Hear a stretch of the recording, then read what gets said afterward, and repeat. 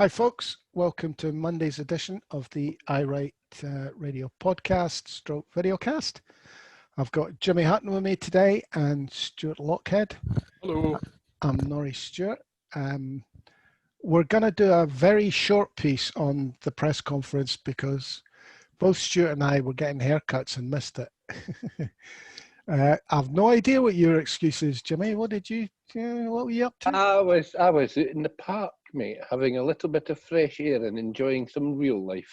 Okay, so I've no doubt the hyenas hyenaed.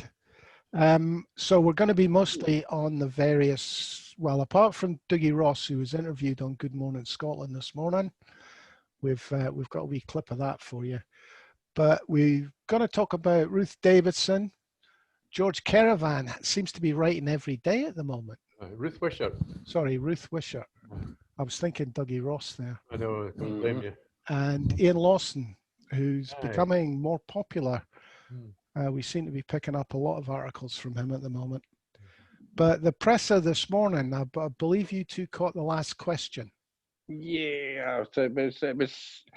My apologies for missing it, folks, but the main drift of the presser was basically another increase in numbers, 160 positive tests today, positive cases, so it's creeping up, and those are not necessarily where you might expect them. There was, I think, 17 in Tayside, 50 odds in Greater Glasgow, so there's a slight worry that people are misbehaving, basically, and the easing in lockdown is now seeing an uptick in numbers. But the last question was hilarious. I was watching it and I didn't have the volume on, but I had to go and do the old rewind and see who was asking the question, because Nicola started off looking a bit pensive, and by the end of the question she had her head in her hands and she's like, oh, come on. And it turned out it was our old friend Tom Gordon for the Herald who was asking her if she was going to lock down the Byres Road and wanted to know if John Swinney was going to cancel Freshers Week, because that's kind of the thing that people who buy the Herald are all excited about. Well, I didn't even hear it, as again, I mean, it's important to get your haircut. I haven't had a haircut for 7 months, so I mean, Norrie and I are both, you were in the park, Jimmy, fine, but we needed a bit of real life as well. But yes, no, I could see across the room the very end of the presser, and I could see exactly what you saw there, Jimmy.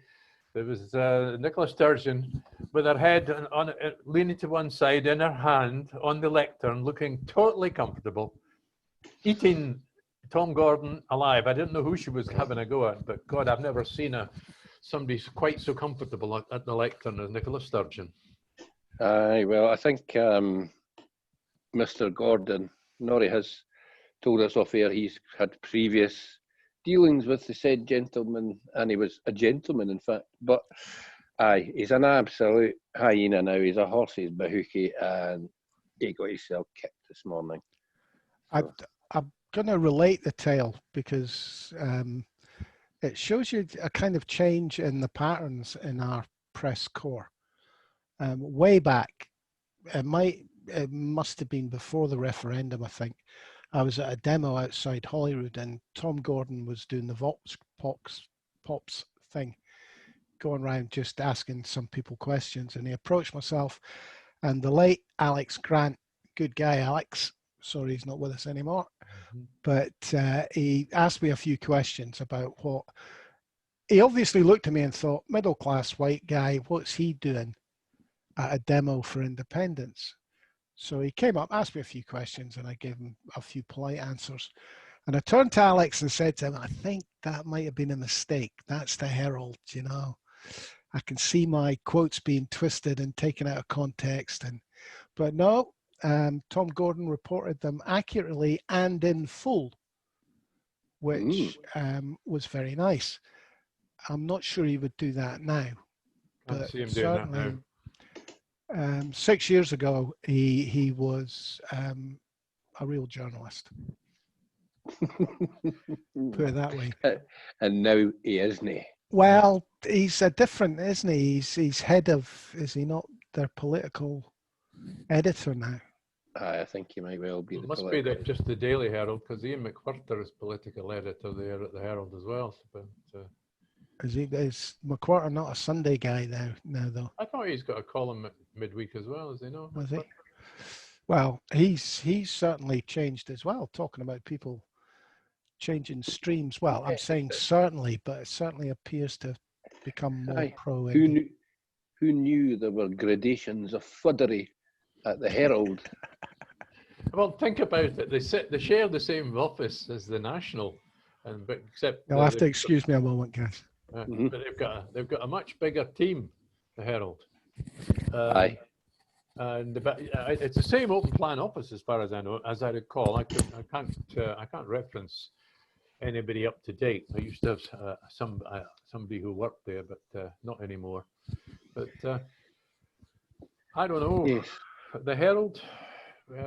I suppose getting a haircut was important for me. Well, haircuts are always important, Stuart. Always, mate.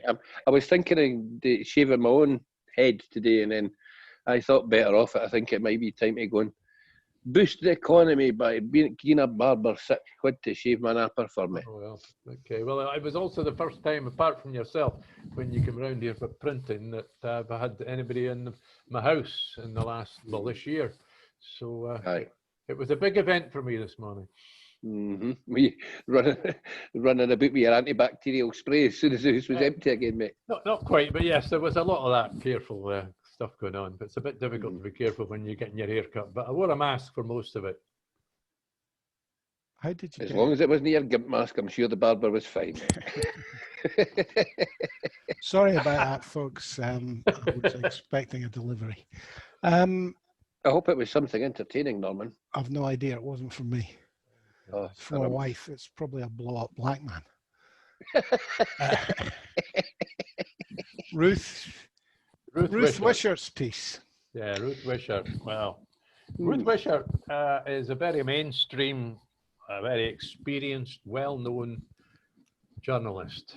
The lady has been around in Scotland.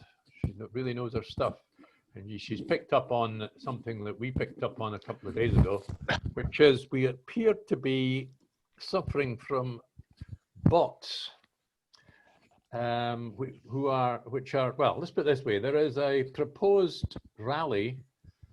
It's March on Holyrood this Saturday, and also a rally in Glasgow Green at the same time on this coming Saturday. And it's been organised by anonymous bots from goodness knows where, probably the US of A, evangelicals or something, the kind of people that believe in, well, anti-vaxxers, contrails are bad,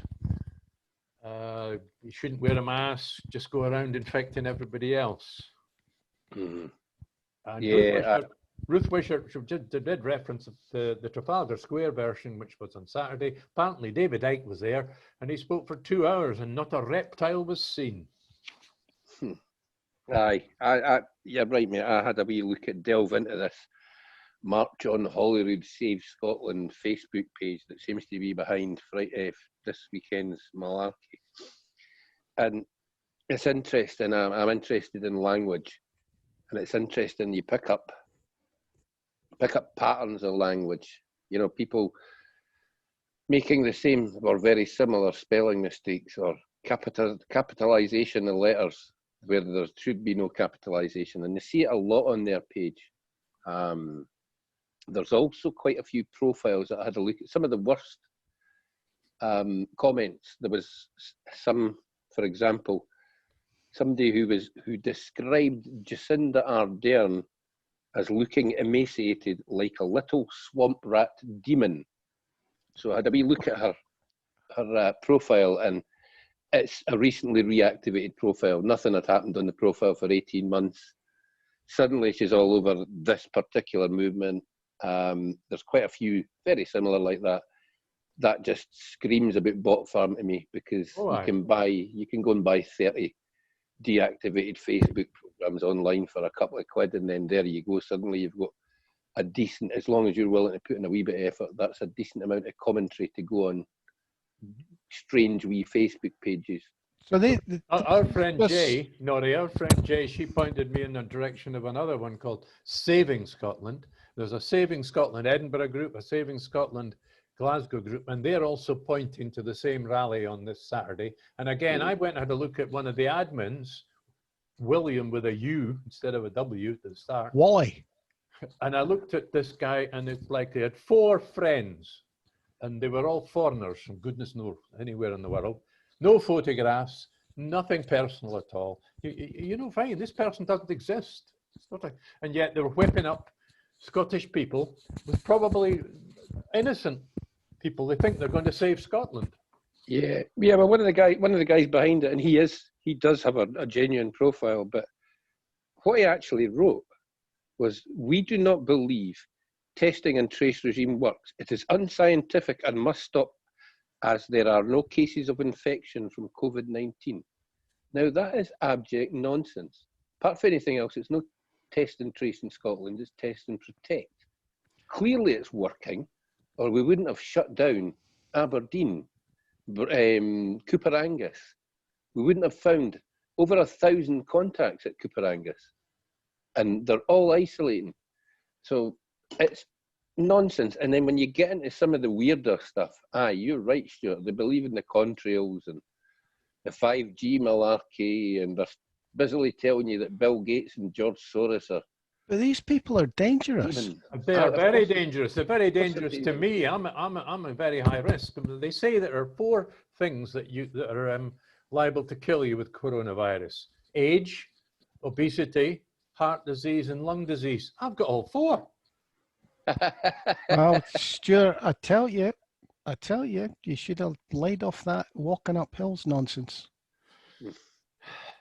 Well. Stuart, get a bit more rum in your diet, mate. Rum kills corona. That's what I believe. Well. Anyway, that was a joke. That was a joke, folks. These are dangerous people. And with the rally on Saturday in Trafalgar Square, there were plenty of them. But as we said yesterday, amongst all the freak shows, there are people flying the British Union, a fascist flag. Yep. You've got extreme right wingers, and it's interesting that this is coming. You know, it stinks of America. It absolutely reeks. A lot of the arguments, when you read them, are very similar to the QAnon alt-right stuff that the freak shows who genuinely believe that Donald Trump is the best president America's ever had are absolutely suckered in by. These people only like Donald Trump because he gives them what they want. You know, I mean, a racist in the White House. I'm really scared. Now that we're out of Europe, that we literally are going to become the 51st state, and will be important. Instead of it, they used to say it took 7 years. A few years ago, it was down to 5 years. It'll be 5 minutes before we start importing all the crazies from the USA. I mean, there are good people all over America, don't get me wrong. But absolutely, there are some really, really sick individuals out there, and they have guns. They're shooting protesters and getting away with it at the moment. Well, outrageous. They're not police. Yeah, no, well, they think they are.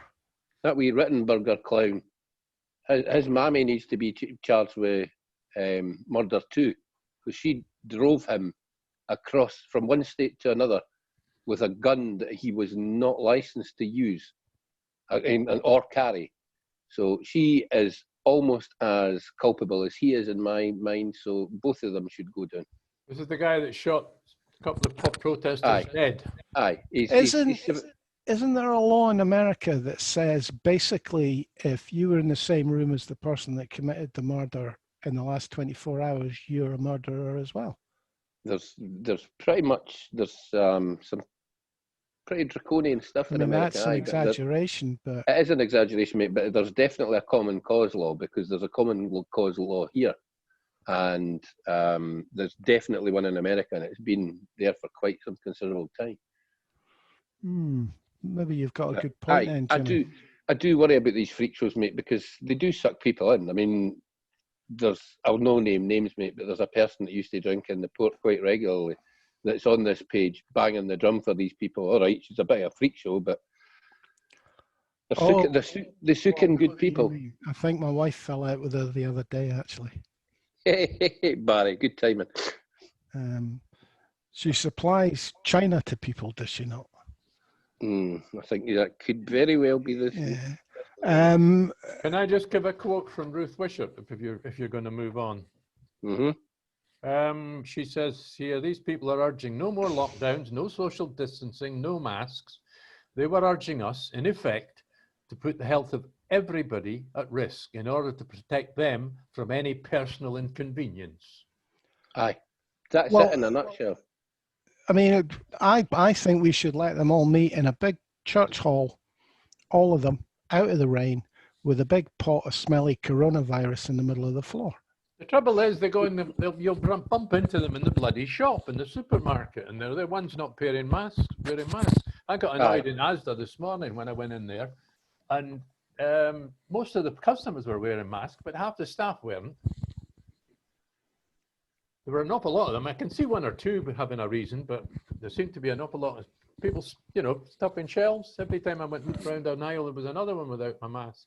Well, last time I was in Asda, nobody was wearing a mask. Really? And that was about 6 months ago. The danger is, though, that we are seeing this uptick. I mean, seriously, that's 2 days now where we've had over 100 plus positive cases, and that's not a good thing. We were down in single figures for some considerable time there. Well, apparently in England, the spin is that the rise in numbers is due to the rise in testing. Yeah, well, I could actually almost see that, but the reality is the rise in numbers is because there's been an easing in lockdown. We expected to see a rise, but what we need to do in Scotland is stay on top of it, make sure that Test and Protect is staying on top of it. And if you give these people a bit of leeway, they will encourage folk to stop using masks. They will encourage folk to just go into shops and think, sod it, I'm not wearing a mask. Like Stuart says, it's for their personal convenience. It's the same with their argument about freedom of speech. They've all got this argument that, you can basically say what you want because people should be able to speak freely. People can speak freely in Scotland, but see if you say something stupid, you're liable to get a slap in the dish. That's what stops idiots for being in positions of power. Because if you're an idiot and come up with something stupid, have we had any headlines yet blaming the Scottish government for the rise in numbers? No, but I wouldn't mind betting that if it stays over 100 for the next couple of days, mate, we'll find that it'll be John Swinney's fault or possibly Kate Ford's because they need to have another pop at her, don't they? No, the reason I'm asking is that I was expecting this to happen. I was expecting to see the headlines. SNP need to get a grip of the rise in numbers, blah, blah, blah. But if they do that, they then have to allow for more lockdown, closing of schools, all that stuff, which they can't do and still be supportive of the Tory stance. They're not going to close the schools. That's not quite the last thing they'll do, but they're certainly not doing that in a hurry, is it? No, but I'm talking about the papers calling for that sort. Oh, the paper. Sorry. Okay. I think the papers will. The difficult thing for opposition politicians and opposition press is that if they call for anything that is more stringent than is what's in place at the moment, the first thing that's going to happen again is bars and restaurants will be closed. And the Tories don't want that. The Tories didn't want that, and the press didn't really want that, because the minute you're seen to call for anything more stringent, and that's what happens, you lose popularity yourself because you've stopped people going to the pub or going out for something to eat. Aye. And let's be honest, I was watching something this morning about the ending of the Eat Out to Help Out scheme, and the numbers on that are massive. It's helped hugely, but there's been a 30% decrease year on year footfall in central London, and already some press are talking about keeping that scheme going, but only in London. Can you imagine if the Tories try to get away with that? Yeah, I can imagine them trying. I could see them getting away with it. Yeah, well, there you go. And I had my daughter round, who is the manager of a restaurant, and she was saying it's been phenomenally successful. Mm-hmm. They have managed, between that and their carry-out trade, which they didn't have before lockdown. This was something they introduced during lockdown. they're hitting the same numbers. So they've managed to keep everybody employed that was employed previous That's really good to know. to lockdown. Yeah. And That's really good to know. their company, I have to say, I mean, I'm not a great lover of the corporate world, but their company has bent over backwards to the extent that they had actually paid some people off the week before the scheme came in, the furlough scheme came in. But because it was backdated, they re-employed them.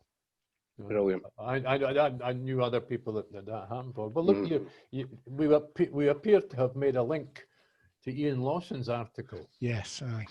Which is about don't expect city centres to recover, shall we say.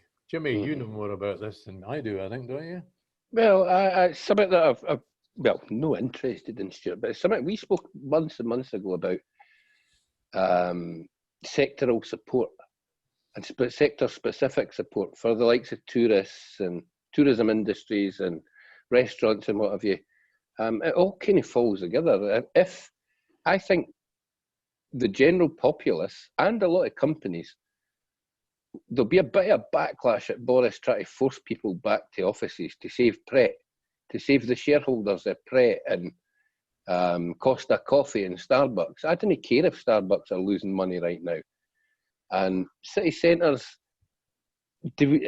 I don't think anybody thinks that city centres were working brilliantly beforehand. I mean, we all live in Leith, but we're in Edinburgh. The centre of Edinburgh is particularly awful, in my opinion, by the amount of tart and tat shops and coffee shops taking up space everywhere. If things have to change, brilliant. I cheerfully accept every store in Princess Street shutting and them doing something different with them.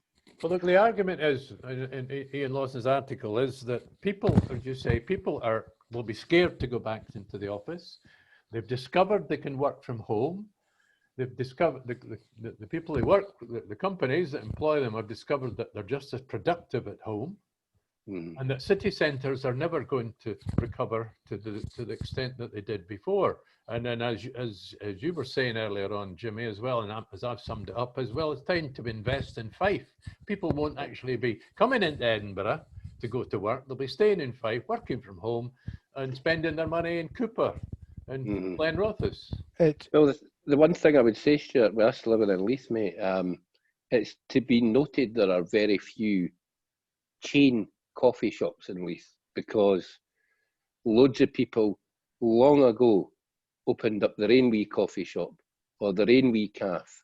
And wouldn't it be brilliant if that actually happened all around Edinburgh and all around Scotland, where Starbucks and that just got put out of business because folk actually want a decent coffee, a decent homemade cake.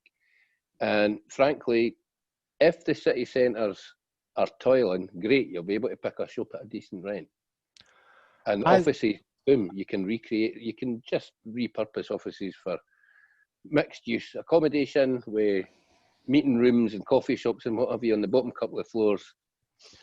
But there's the potential for a virtuous circle.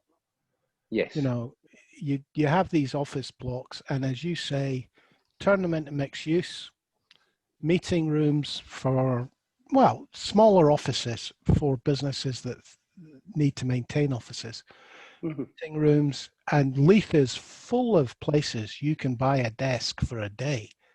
Aye. You know, there's lots of them. Well, the thing is, which obviously there was already some sort of market for, or they wouldn't exist.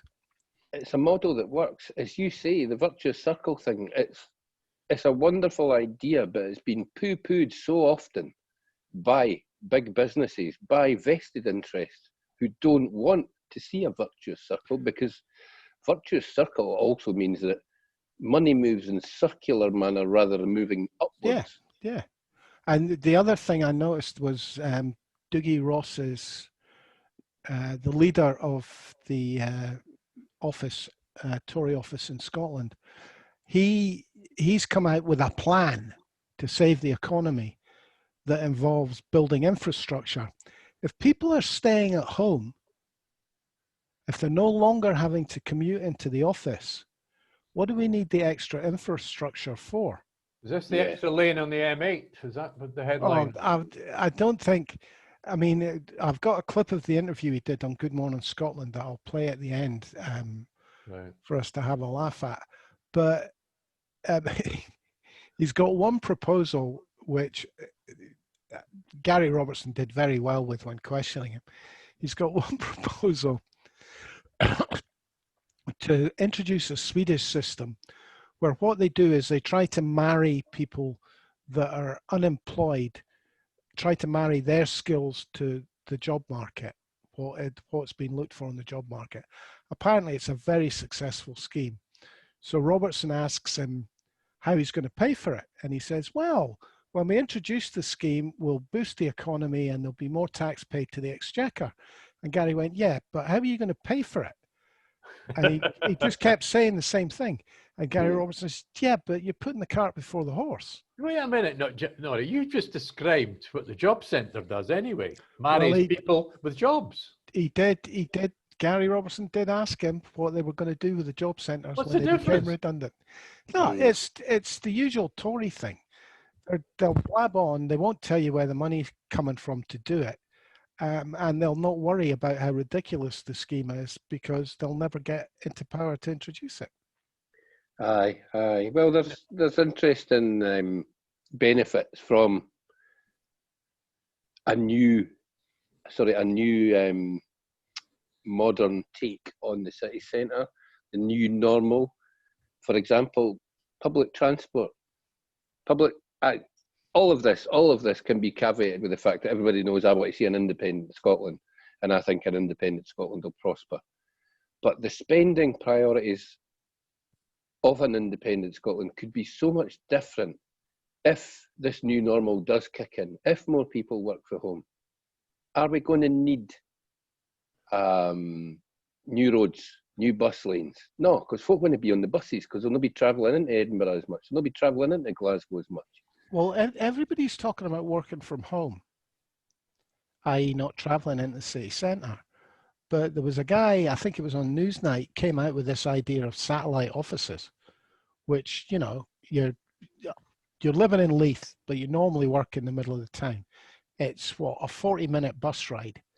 Give up the 40-minute bus ride, work from one of these sites where you rent office space by the day or the hour, and you can still go to the office. Yeah, but that's still going to a centre. I mean, yeah, but you're not having to commute, Stuart. Oh, no, that's true, but what if there's still 50 people in one big open plan office that you're renting a desk from? You've got coronavirus in the middle of your head on this one, haven't you? Well, can I just give you why we're talking about city centres being left? Right. A survey for Sky News in August found that footfall in UK cities was only at 1/6 of what it was before lockdown in March. So city centre retail and hospitality businesses in these cities are having to try and survive minus around 80% of their normal customers. These are huge numbers. Yeah, they're massive numbers, but it's a massive leap forward in terms of using technology in ways that it should be used. What you mentioned earlier about bosses being more content that they're still getting the productivity coming from their workers. It's also probably clearer to bosses where workers aren't productive and they can really put a rocket up an individual butt rather than say a department's butt. Because if people aren't being productive, it'll be plain to them. And it'll be plain who it is. Mm-hmm. You won't be looking at the team and saying, right, team leader, it's your fault because you've got one lazy bugger. And there's another proposal too that might be necessary to go down to a 4-day week. And that'll, because let's put it this way, we're facing 1 million unemployed in Scotland, possibly, by the time the spring comes round. Yeah, I think you're right. I mean, there'll be much less bullying in the workplace when there's nobody coming to your door to bully you. And let's not forget, there'll be a lot less men groping women, etc., etc., etc. I mean, the benefits of it could, outwith just the productivity idea. I'm glad I'm glad we've Could gone be that way. huge. Well, the thing is, mate, there are societies that were considerably further down the road on this. You know, there's a lot more homework in, for example, in Holland and the Scandi countries. Africa. So there's opportunities to consider learning from these countries and taking the best of their systems. You know, that thing that Tories never do, because the only thing the Tories are interested in is the bottom line and profit. But when you look at countries and take a look at what works for them, instead of being that English Tory way that, hold it, I don't care what works for Germany because I'm English and we're better than them. Yeah. I don't know if you guys seen, sorry, I'm going to just go for a tangent while I'm in mid-rant here. Okay. There was a wonderful article in The Guardian yesterday and about Angela Merkel. And I read it and I thought to myself, you know what, there's very few British newspapers who would have printed this. That was about immigration. The one about immigration, and how everybody jumped on her for her comment that we can handle this in 2015. And then you had the Bataclan and you had 1 million people moving to Germany and everybody telling her what a disaster that was. And now they have no extra. In fact, they have less problems with race relations in Germany than they had when this whole thing started. She's actually been proved correct. Germany could handle it and deal with it. Yeah. And nobody is congratulating her for having the courage to go out there and do that. I watched the BBC coverage of that topic on BBC News this morning with their Berlin correspondent who'd gone to Munich, and she stood there at the platform where we had the footage 5 years ago of all these Syrian immigrants coming. And don't forget, the people that got up and went and came to Europe were the middle class or the aspiring class of Syria, who are incredibly economically beneficial if they come to your society. Yeah. That's what I mean, I've always pointed this out to people. Do you want people who are too scared to take a risk and have no ambition for themselves or their family in your country? Or do you want people who are prepared to risk their lives and their future and their family's future to come to your country? You want the ones with a bit of ball, with a bit of courage. As my mother used to say, the ones with get up and go. Exactly. Absolutely. I mean, that as I say, that article, I'd recommend it to anybody. It was obviously it's online. But it was brilliant. You know, they were talking about thousands of people that have got degrees, thousands of folk, and obviously there's still problems, but the thing is, the Germans are willing to work at it. They didn't take a look and go, hold it, we need to stop these. In fact, let's push them back into the channel and hope that some of them drown and can't make it back to France. Well, let me summarise my point about what I saw on the BBC this morning. The BBC mentioned nothing positive about all these people coming to Germany, and yet I know that you know, the other press sources, international ones, were. I mean, this is the problem. We have now got media. We're not getting the alternative view, other than the government view comes from the BBC, and we get the right-wing view from Sky, and we get the right-wing view from all the newspapers. I can't remember what country it was that went into the refugee camps in Lebanon and basically went up, hands up anybody that's a doctor, and basically fast-tracked these people, the medically qualified people, into their country. Britain should have done that. Aye. Well, when you think about it, mate, other than their remarkable inability to do politics, because of and really the politics of Lebanon's destroyed by the religious makeup of the country. But other than that inability, Lebanon's always been a remarkable country. They've got a great education system. The people speak 2 or 3 languages because, you know, they could speak Arabic, they could speak French. Arabic, French, Italian, and English. Aye. It was, and I think, I'm pretty sure it was probably Germany and Holland, because they're the sort of, they've both got pretty big Lebanese communities, but they're the sort of forward-thinking countries that would have done exactly that. Hands up if you're a doctor. Hands up if you have a degree. Boom. You're coming to our country. Aye. Hands up to the Lebanese. In fact, I can think of well, one here, a successful one here in Leith. That's a country that has been on its knees for years and years, decades now. Well, you know, They've got more refugees under their wing than Britain, I think, has taken in the last 50 years. You know who you can blame? You can blame the government of the United Kingdom in 1918, 1920, when Britain and France divided up the remnants of the Ottoman Empire. That was the French's fault. Could have been our fault. Ask Gertrude Bell, although you can't. I'm sure if only T. Lawrence had been listened to, guys. If only they'd listened to Lawrence of Arabia, things could be so very different. Wasn't popular with the Foreign Office at the time because he got them to agree to something they didn't really want to agree to, which was autonomy. Don't forget, it was all that oil. Oil was taking over, and Churchill had a lot to do with it as well, because Churchill got involved when he was First Lord of the Admiralty at the start of the war, and the switch from coal to oil, which was sensible at the time. But they were only, at the time of World War I, they were just becoming aware of just how important oil was and was going to be. George Kerevan's piece. Well, yes, because that's about George Galloway, and don't forget he's got a lot of connections in the Middle East, hasn't he? Well, only with dictators, as far as I know. I thought his wife was from the Middle East as well.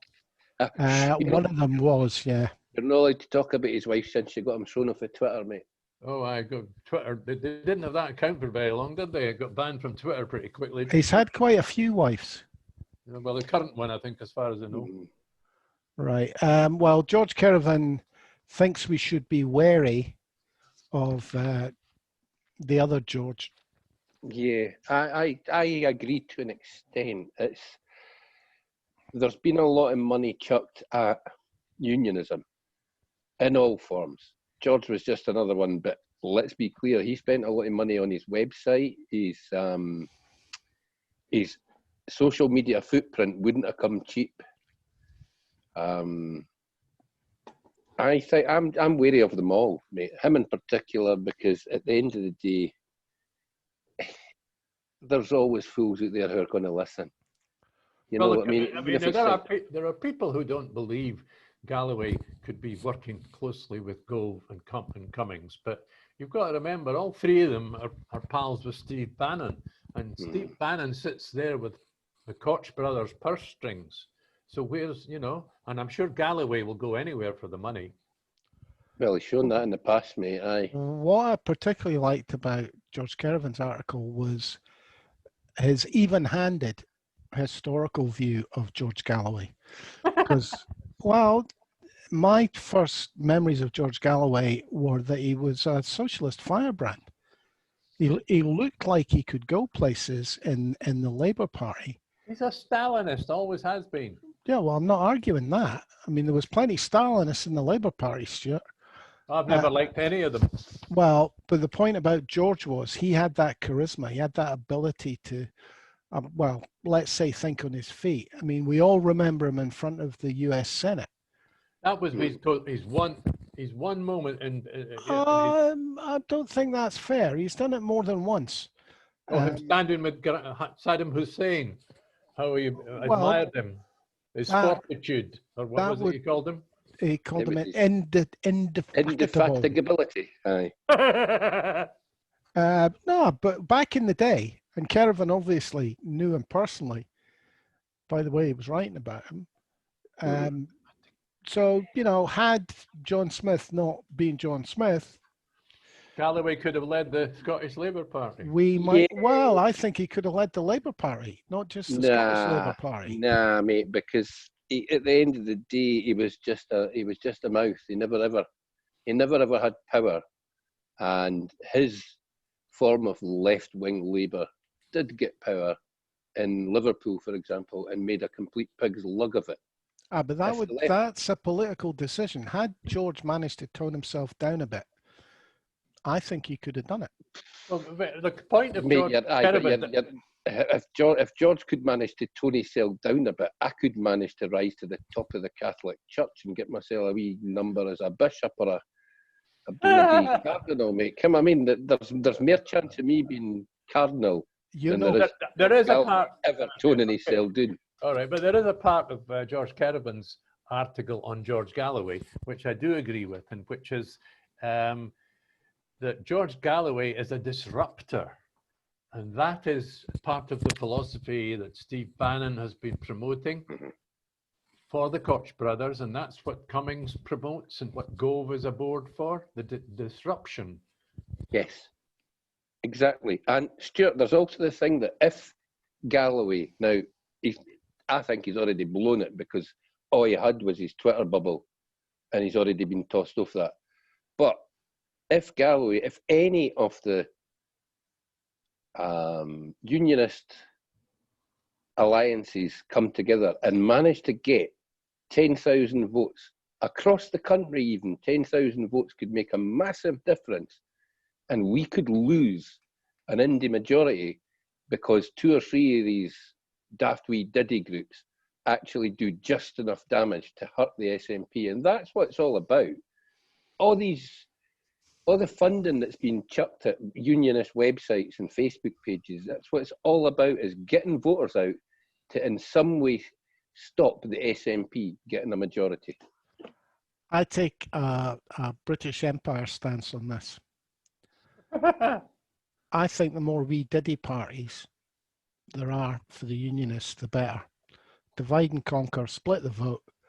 My fear is that somebody more sensible than George Galloway manages to provide the umbrella for all the unionist parties to corral under.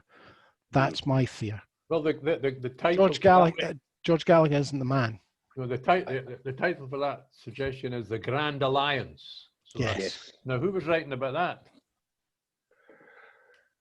I don't know, but it's got some very dodgy Star Wars connotations for me. It's irrelevant if the polls are right. If the SNP are going to get 57% of the vote, it's not going to matter. Aye, that's true. But do remember as well that there are loads of wee diddy parties on our side that have been, loads of wee sleepers that have been activated to go and stir the pot on our side as well. Yeah, and that, as I say, my judgment on that is not firm. I'm not sure yet. But to rewind, let's rewind. Peter Bell's got a nice piece out. This, if you've not seen it yet, Nori, Peter Bell's got another wee piece out about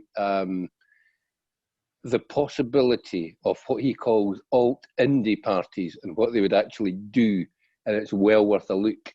Oh, right, it's a really nice piece. That kind of might lock in with what I was just about to suggest. The worry is that we were talking about these people that are going to march on Holyrood on Saturday.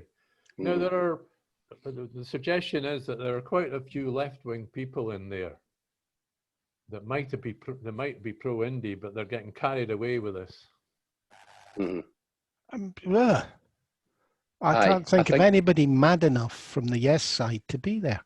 No, I think there's a possibility of a few, but I think the saving grace of it is that this march will show, when the people get up to speak, if there's anybody pro-indie that can stand there and listen to extreme right-wingers spouting their alt-right nonsense without their stomachs turning over, then they were never a yeser anyway. It's difficult to believe. I find it. I don't think I've ever met anybody in the yes movement, and I've met people on the right, if you like, of the yes movement, who would countenance, well, non-vaxxers for a start. I mean, that's off the charts as far as I'm concerned. I think the suggestion was somewhat by somebody that anti-EU people might be tempted to go along for some reason or another. I don't know why. Well, we won't be joining the EU in an independent Scotland without a referendum. There you go. So we're talking about anti-democrats. And I think that will be a wonderful affirmation of what an independent Scotland is, because that'll be a wonderful debate about rejoining the EU, about possibly taking EFTA membership, about sitting on the sidelines for 5 years and doing nothing and seeing how everything goes. Those will be the options, and we'll actually get a genuine debate. It'll be nothing like the debate that the UK had about Brexit. It'll be completely the opposite. It'll be all about information, truth. It'll be interesting to see what side the Scottish Tories in an independent Scotland, what side of that debate they come down on. I think you might confuse. Oh, changed my mind again. I think you might confuse Scottish Tories by actually offering them 3 or 4 options, and then they can pick their own that London doesn't tell them what they think. At that point, their heat might disappear that far up their keystone. Well, that's the other possibility, that they found Downing Street for direction. Mm-hmm. Talking about Tories, Douglas Ross was interviewed on... Oh, I'm looking forward to this. And we have a clip. So I'm going to show you the clip. Play us a clip, Uncle Norman. Okay, only because it's you and you've been well behaved today. Oh, we're looking forward to this, the highlight of the show. Aye. Oh, wait a minute. I've made a... Here we At go. the weekend, Douglas you tweeted Ross. you would have no Good morning, hesitation in Scotland. voting against any legislation which would allow chlorinated chicken or hormone-injected beef into this country. But of course, it was only a couple of months ago that at Westminster you voted against Clause 11 of the Trade Bill, which would prevent those imports. Well, that's incorrect, Gary, and I'm sorry if you take your questions from some SNP cybernats who seem to think they know what Parliament did better than, for example, A majority of MPs voted not to require imported agricultural goods to meet animal health and welfare, environment, plant health, food safety and other standards which are at least as high as those which apply to UK-produced agricultural goods. You voted against that, didn't you? Gary, I know you always do your research, and your research will have included the National Farmers Union of Scotland Policy Director Johnny Hall coming to the Scottish Fair Select Committee and voting record. I'm asking about your voting record. You voted against Clause 11 of the Trade Bill, which would protect environmental standards, didn't you? I was going to say, Gary, get him. Projected there that Johnny Hall, the National Farmers Union of Scotland's Policy Director, confirmed to me that no MP has ever voted to reduce animal welfare or biosecurity standards in the United Kingdom. And that is clear and categorical. Dancing on from the head of a Farmers pin. Union of Scotland. You voted not to require imported agricultural goods to meet the standards which apply to UK-produced agricultural goods. No, Gary, because again you will know... Yes, you did. You that voted for Clause 11 of the Trade Bill in July. Yeah, but Gary, I'm not sure you know what Clause 11 is. I've just quoted it from you, which I took from the Parliament's website. That was a direct quote from Parliament's website. If I can just say, Gary, currently our standards are maintained by European law. They will roll over into UK law from the 1st of January, and the National Farmers Union of Scotland has confirmed all you need to know, that no MP has voted to reduce animal welfare standards, all you need to know. Standards in Parliament. Thank you very much for your time. I like that. So there's a limit in what you need to know. All you need to know is... As long as the boy for the National speaking Farmers the Union truth. happy, aye. Mm-hmm. If the National Farmers Union thinks that the Tories are Barry, we've got to go along with that, because the National Farmers Union clearly are the final arbiter of everything that should be good in Scotland. Well, it's nice to see that Dougie Ross has proved to be as incompetent, because after that, I listened to Ruth Davison having a car crash as well. What you didn't hear there was the point I made earlier about the usual... We've got all these policies. We don't have to tell you how we're going to pay for them from the Tories. So I don't think we have much to worry about with Dougie Ross. Well, I'd like to just... I very much doubt that Dougie Ross would ever see our podcast or listen to our podcast. But I'd just like to point out to Dougie Ross, seeing he's such a fan of the National Farmers Union, that I could find a much better way to use the letters NFU towards Douglas Ross. Very good. Nay use. Nay what use? Nay? How did you guess, Norman? I thought I'd give the listeners a wee hint there in case they didn't. So Dougie Ross, is he something to be feared? In a phrase, mate, nut, he's a bigger ass than two bums. I think he's just confirmed exactly what we all thought of him. He's a typical Scottish Tory, and the fact that he's actually a referee that just points, it just draws big black underlines the fact that he has no individuality whatsoever, because he's used to being told how to do things, not interpret them for himself. Well, apparently he's also changed his stance. If he stands for Holyrood in May, he's not going to give up his job as an MP, and he's not going to give up his refereeing job. Nice. So he's going to have 3 salaries. Well, I can understand why he's maybe changed his stance, because I think if there's a by-election, the Tories will lose the seat.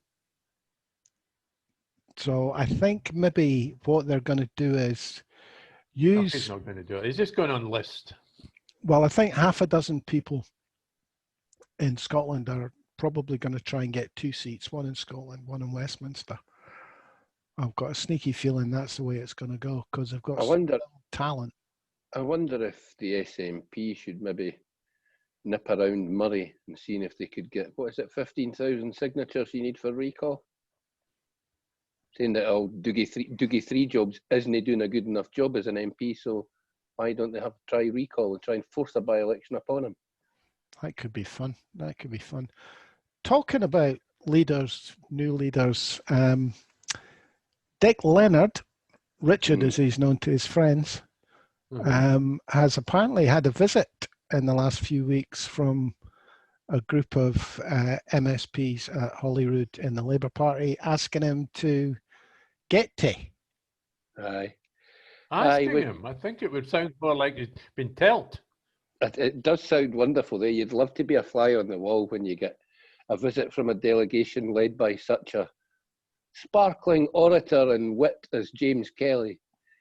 It just brings to mind that covered this yesterday, guys. No, we spoke about it, but didn't do it on air for some reason, Stuart. Savaged by a dead sheep. When you get James Kelly giving you a hard time.